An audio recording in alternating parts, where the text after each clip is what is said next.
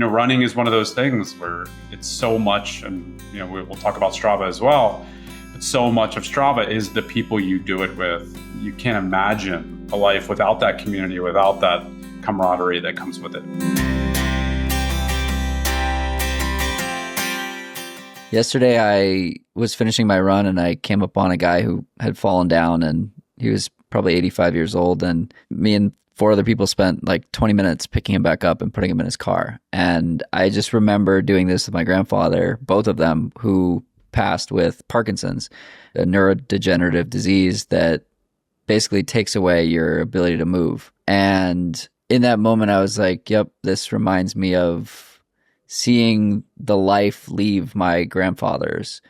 And I don't mean dying, I mean mobility and the ability to do things. How much of that, maybe we're skipping ahead too far, but how much, I'm sure it's related, but how much of that goes into your desire to help other people move and help other people move better? Is that where it really comes from? I think so. I mean, it's definitely a huge part of it. My mother's identity at the time was so wrapped up in running. She had a job.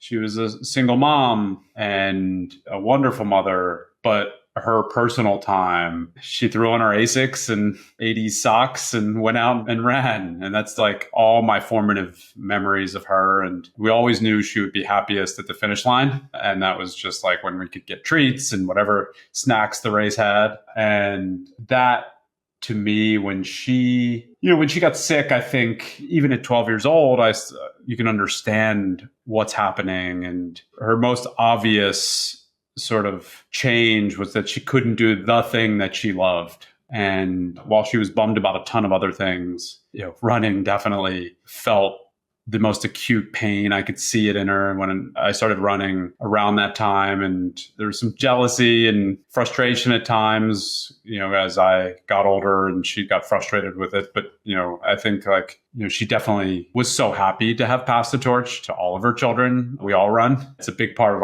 all three of our lives. I think it's absolutely a part of, we'll get to Eternal and that, but Eternal's mission is folks who identify as active people, whether that's running, cycling, golf, tennis, you name it. The mere idea of life without it is terrifying. And I think we all start to feel that acutely at random times. Sometimes it's in your 30s, sometimes it's your 40s, but like at some point the clock starts ticking down and you never even knew there was a clock, and it starts ticking down, and it's a wonderful moment in many ways. You start to focus and you get gratitude. Yes, you enjoy it and you feel all the things that lead to it being possible become more important, whether it be sleep, nutrition, the social aspects. My wife has recently taken up tennis and she thanked me for pushing her to do it because she's made so many incredible friends through it. And,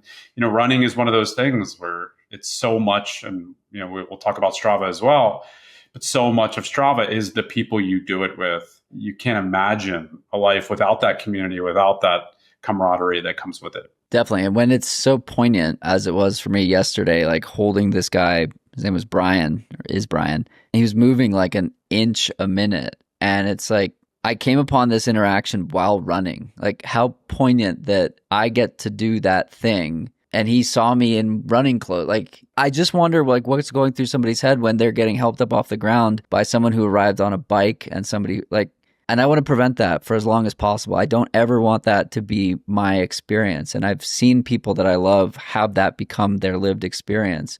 And so I'm sitting here at 35 years old and I'm like, I've never had the level of gratitude for the ability to move as I do as a result. And it's annoying that you like need to be punched in the face in order to have it. And you even feel it like in a small way as a runner or anytime you're injured. Right. Totally. Right. It might be a calf or a hip.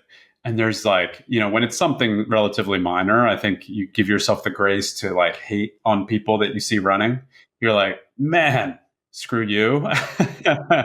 Like I would give anything to get back out there and just jog. And I'm so frustrated. So yeah, no, I mean, it comes in all shapes and sizes. And I think it's absolutely the reason for being for Eternal.